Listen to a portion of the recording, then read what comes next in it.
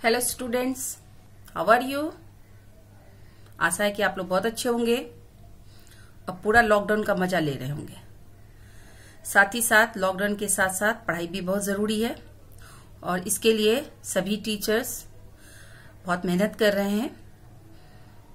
अपना समय निकालकर हम लोग आपकी सुविधा के लिए वीडियो बनाते हैं, लेकिन जैसा मुझे लगता है कि बहुत से बच्चे वीडियो देखना पसंद नहीं करते हैं। तो स्टूडेंट, ये आपके लिए है और आपका ही वीडियो है। अगर कुछ जीवन में अच्छा करना है तो आपको पढ़ना ही पड़ेगा। तो जैसा कि स्टूडेंट, मैंने अपने पिछले वीडियो में आप लोगों को बताया था कि पार्ट 2 वर्ण विचार से संबंधित मैंने बताया था कि वर्ण क्या है और वर्णमाला क्या है।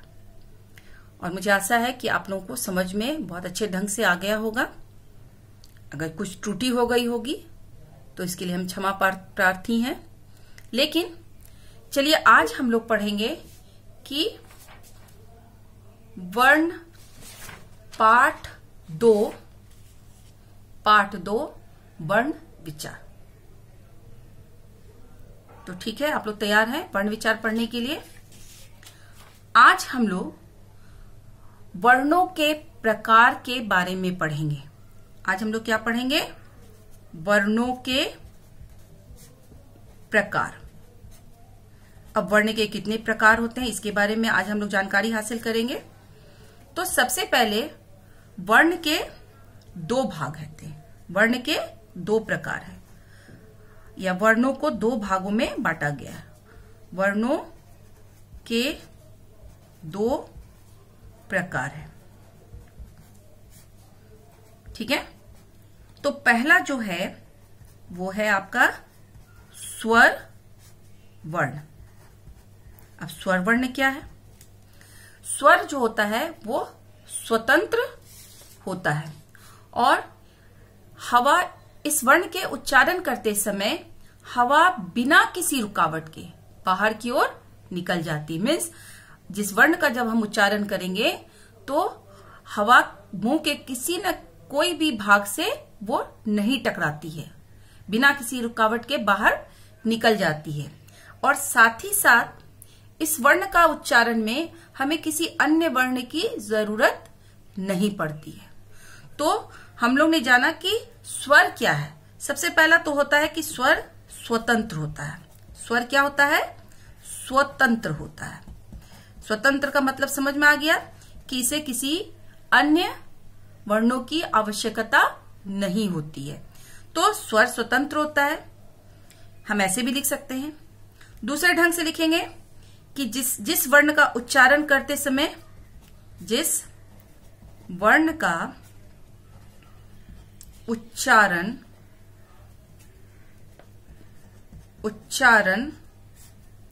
करते समय हवा बिना रुकावट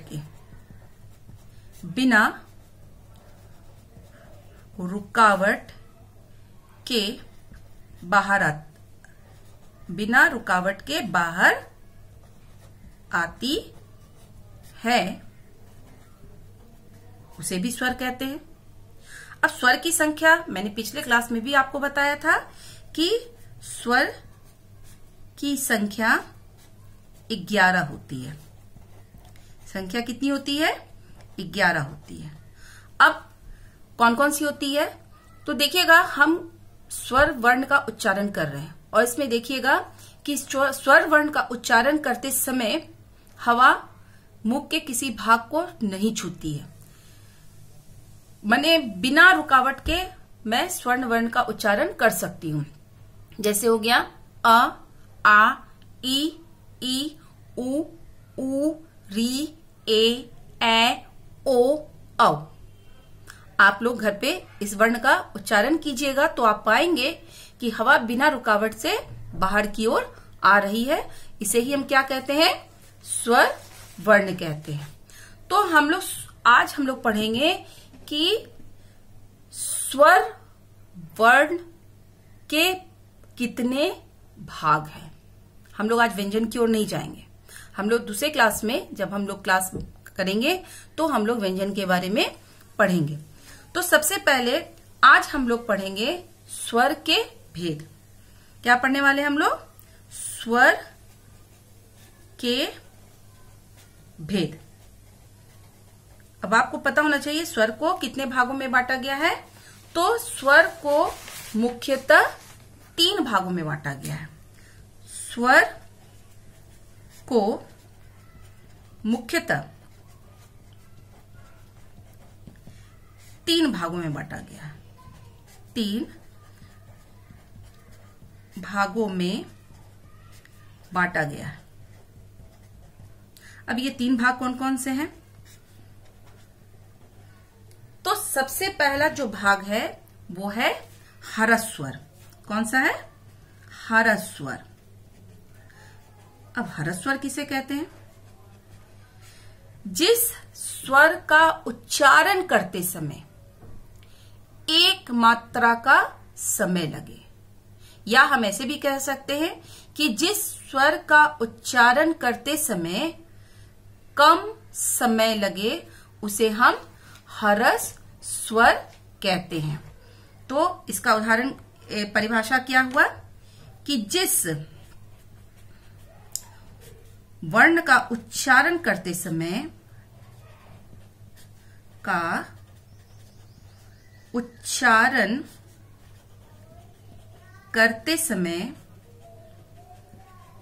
एक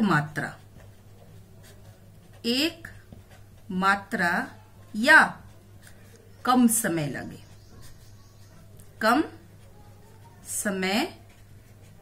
लगे उसे हम क्या कहते हैं? उसे हम हरस स्वर कहते हैं।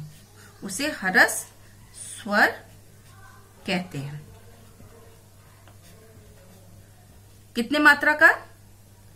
एक मात्रा या कम समय लगे उसे हम क्या कहते हैं? हरस स्वर कहते हैं। अब हरस स्वर की संख्या कितनी है?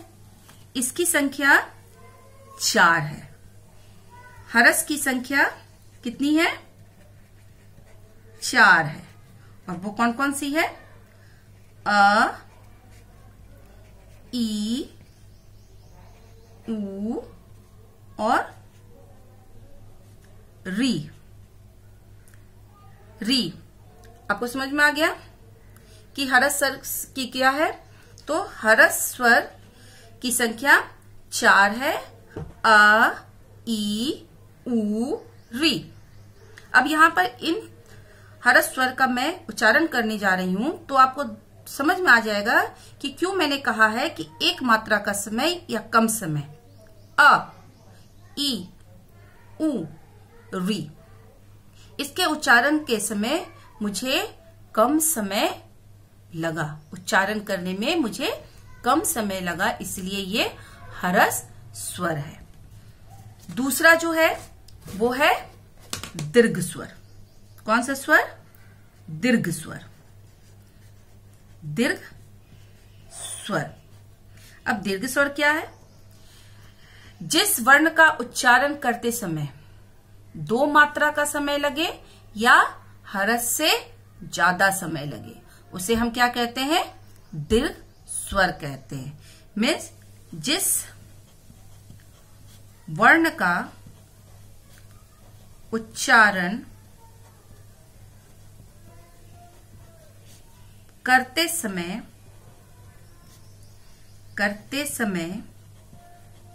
2 मात्रा का समय लगे उसे क्या कहते हैं? हम उसे दीर्घ स्वर कहते हैं। उसे हम दीर्घ स्वर कहते हैं। अब इसकी संख्या कितनी है? तो दीर्घ स्वर की संख्या 7 है। कितनी है? 7 है। अब वो कौन कौन सी है? आ, ई, उ, ए, ओ और औ।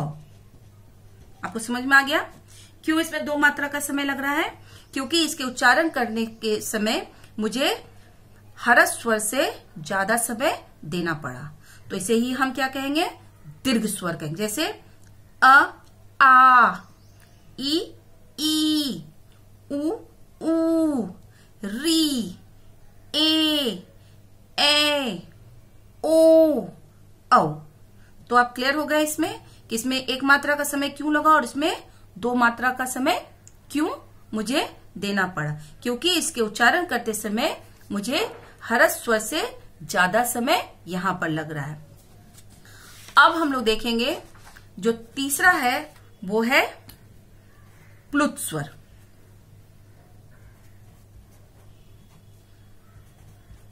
प्लुत स्वर। अब प्लुत स्वर क्या है? तो प्लुत स्वर है जिस वर्ण का उच्चारण में 3 मात्रा का समय लगे, मतलब ह्रस्व और दीर्घ से जिसमें ज्यादा समय लगता है उसे ही हम प्लुत स्वर कहते हैं। तो इसका परिभाषा क्या हुआ? जिस वर्ण का उच्चारण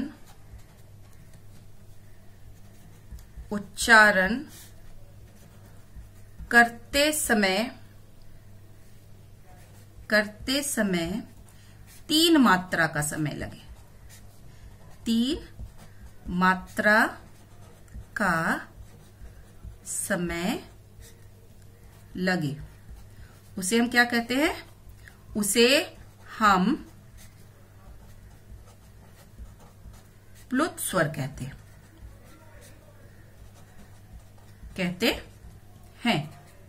तो आप लोग ने देखा कि किस तरह ह्रस्व स्वर में 1 मात्रा का समय लगा, दीर्घ में 2 मात्रा का समय लगा और प्लुत स्वर में हमें 3 मात्रा का समय लग रहा है। अब प्लुत स्वर में जो है उसके चिन्ह भी होते हैं, जैसे आप देख लीजिए इसमें कुछ दिया हुआ है।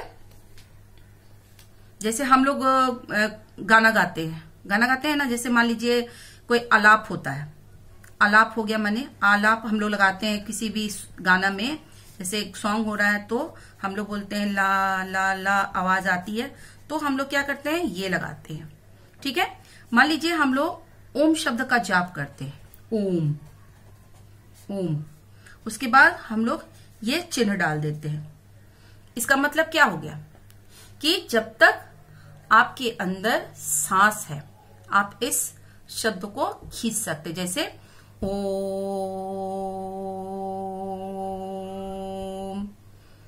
समझ में आ गया? मान लीजिए कोई गाना में हमको आलाप लेना है, ला, तो ये प्लुत स्वर के अंतर्गत आता है।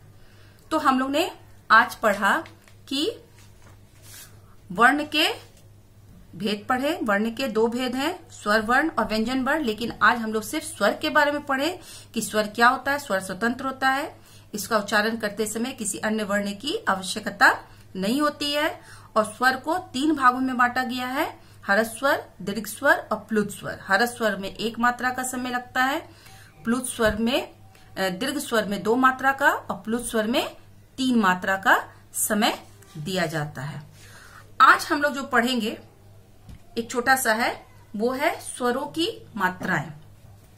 अब जो स्वर हम लोग लिखते हैं उसकी मात्राएं होती है ना, तो आज हम लोग जानेंगे स्वरों की क्या मात्राएं होती है। स्वरों की मात्राएं, मात्रा जो हम लोग लगाते हैं, मात्राएं। ठीक है, तो हम लोग पढ़ेंगे जब स्वर और व्यंजन जब दोनों साथ मिलकर लिखे जाते हैं तो उसको हम लोग क्या कहते हैं, मात्रा कहते हैं। स्वर और व्यंजन दोनों जब आपस में मिलकर के लिखे जाते हैं तो उसको हम लोग मात्रा कहते हैं। तो यहां मैं कुछ मात्राएं लिख रही हूं, आप ध्यान से देखेंगे। जैसे अ, आ, ई,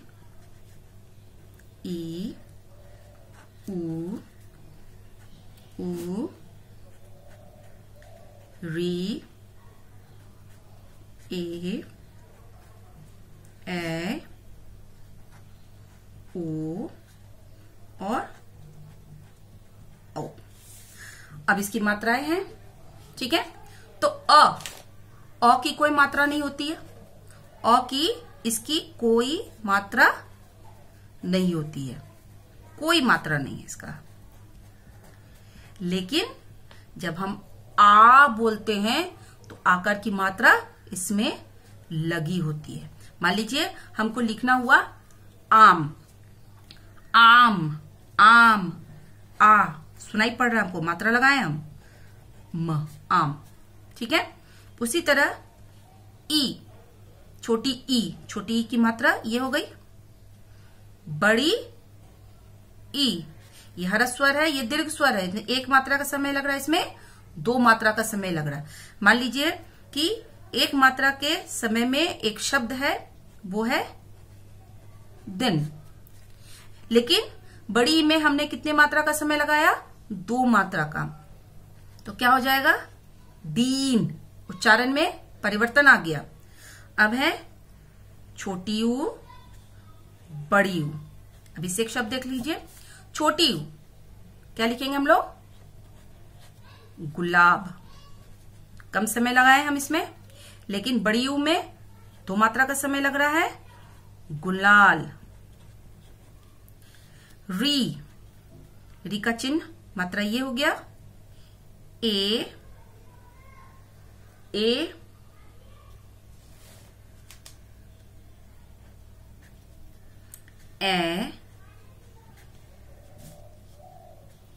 ओ और औ। तो ये स्वरों की मात्राएं हैं जो व्यंजन के साथ मिलकर लिखी जाती है। तो स्टूडेंट्स, आज हम लोग ने स्वर क्या है और स्वर के कितने भेद है इसके बारे में हम लोग ने पढ़ा। जो अगला क्लास होगा उसमें हम लोग पढ़ेंगे व्यंजन क्या है और व्यंजन के भेदों के बारे में हम लोग पढ़ेंगे। और मुझे आशा है कि आप लोग जरूर से इस वीडियो को देखेंगे और समझने की कोशिश करेंगे, क्योंकि बहुत मेहनत करके ये वीडियो आप तक पहुंचाई जा रही है। और मुझे आशा ही नहीं, आप लोगों पर पूरा विश्वास है कि आप लोग इसे ध्यान से सुनेंगे और देखेंगे, क्योंकि इससे संबंधित एग्जाम्स में क्वेश्चंस भी पूछे जाएंगे। सो आज के लिए बस इतना ही। शुक्रिया मुझे सुनने के लिए, वीडियो देखने के लिए और उसे लाइक एंड सब्सक्राइब करने के लिए। धन्यवाद।